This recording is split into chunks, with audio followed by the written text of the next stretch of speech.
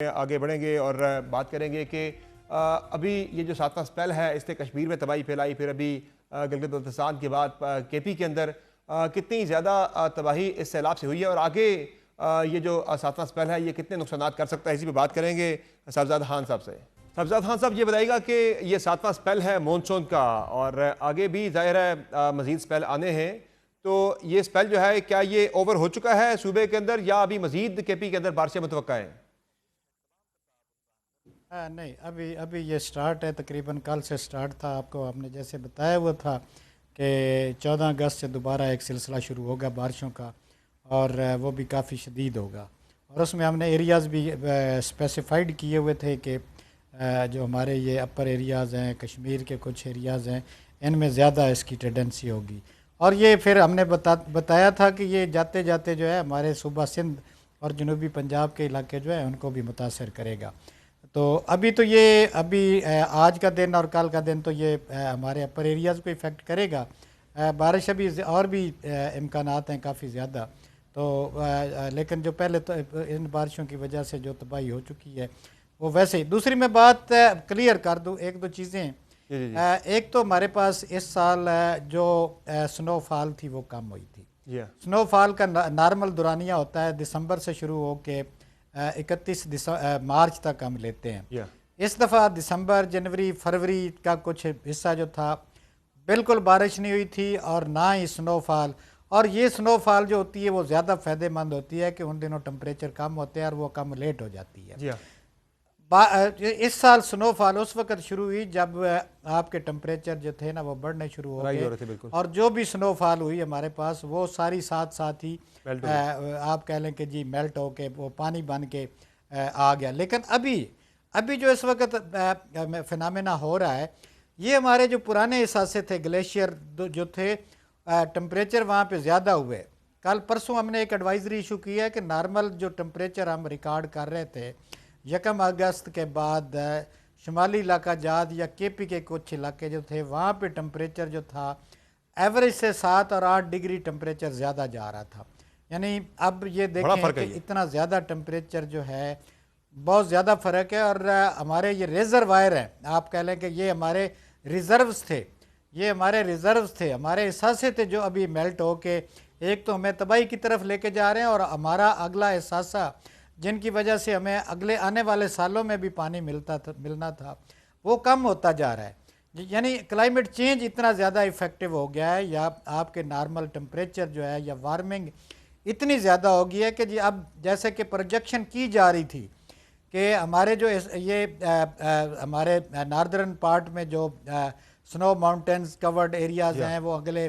40 سال تک یا 2060 تک ان پہ بالکل برف نہیں ہوگی، لیکن جس طرح سے ٹمپریچر اب نارمل ہو رہے ہیں یہ تو ہمیں اگلے 10-15 سال کی نوید بڑی بری سنا رہے ہیں۔ تو یہ اب جو چیزیں ہو رہی ہیں یہ واقعہ بڑی نارمل ہے۔ تو دوسرا یہ بتائیں صاحبزاد خان صاحب کہ جو ایک نیو فینومینا ہم دیکھ رہے ہیں پاکستان کے اندر، کلاؤڈ برسٹ کا بہت زیادہ اس کا ذکر ہو رہا ہے، پچھلے چند مہینوں سے کلاؤڈ برسٹ کے کافی واقعات بھی ہوئے ہیں، تو کلاؤڈ برسٹ کا جو فینومینا ہے نیو سر، یہ جو ہے ایک دم سے کیسے شروع ہو گیا پاکستان کے اندر، ذرا اس کے بارے میں بتائیے گا۔ دیکھیں، جب آپ کے ٹمپریچرز یا آپ کا کولڈ ایئر ماس ایک ایسی اب نارملٹی سے موو کرتا ہے نا تو وہ کلاؤڈ برسٹ ہی لاتا ہے۔ یعنی آپ کے یہ خاص طور پہ ہلی ایریاز میں زیادہ بنتا ہے کہ جی آپ کی جو ونڈ اوپر سے آ رہی ہے وہ کولڈ ایئر ماس ایک دم آیا، آپ کی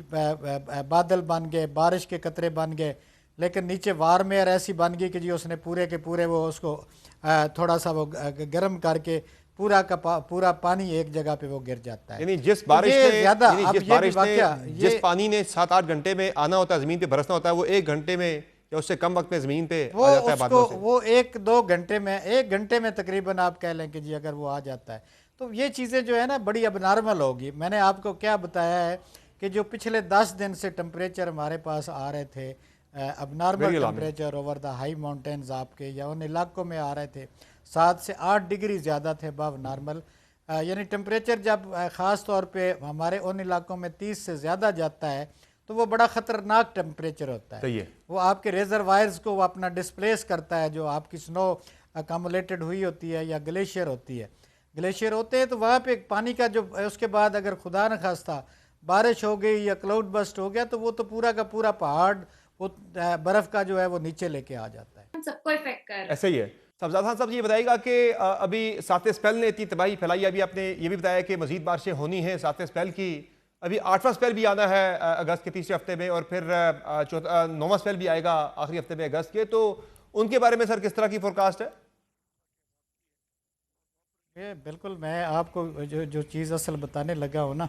कि अभी आज तक जो हमारे पास बारिशों का स्पेल है वो ये है कि जी तकरीबन नॉर्मल बारिश चल रही है,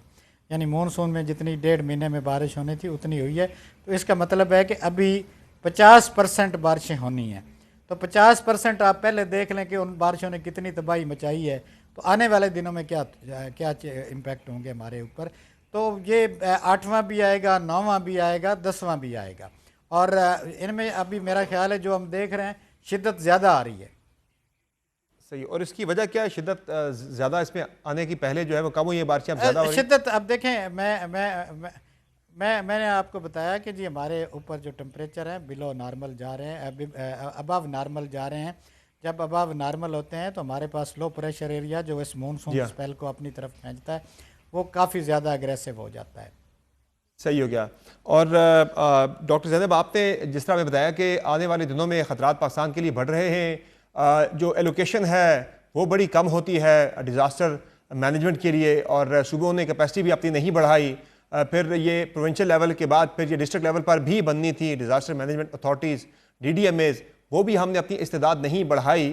तो इसका मतलब है कि हमने अपने हिस्से का जो काम करना था वो पाकिस्तान ने नहीं किया और ख़तरात बढ़ते चले जा रहे हैं।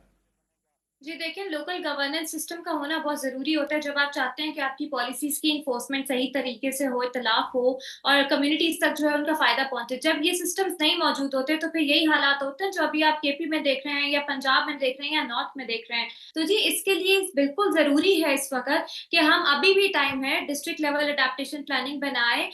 लोगों को जो है सेंसिटाइज़ करें, और बहुत ज़रूरी है कि हम फ्लडिंग सीज़न में जो है इमरजेंसी का निफाज करें, पूरे मुल्क में इमरजेंसी का निफाज करें ताकि पता हो कि ये इमरजेंसी की सिचुएशन है और हमें किस तरह से बचना है। अभी भी टाइम है, हम दरख्तों को काटना बंद करें, फ्लड प्लेन इंक्रोचमेंट रोकें, एनवायरमेंट प्रोटेक्शन एक्ट सेक्शन 12 का निफाज करें, इंक्रोचमेंट्स को कंट्रोल करें और लिमिट करें। अभी भी हम कर सकते हैं। अगर हम नहीं करेंगे अभी भी तो अगले साल आप और मैं फिर इसी तरह टीवी पे बैठ के शायद जिक्र कर रहे हो कि फिर सैलाब आ गए। सही है, बहुत शुक्रिया डॉक्टर ज़ैनब नईम आपका, शहजाद खान साहब आपका, और फराज मुग़ल साहब आपका अपने प्रोग्राम में ज्वाइन किया। यकीनी तौर पर पाकिस्तान सबसे ज़्यादा मुतासिर हो रहा है ग्लोबल वार्मिंग की वजह से, मौसमियाती तब्दीली की वजह से, लेकिन जो हमने अपने हिस्से का काम करना है वो भी हमें करना होगा ताकि सैलाब की तबाहकारियों को या जो मौसमियाती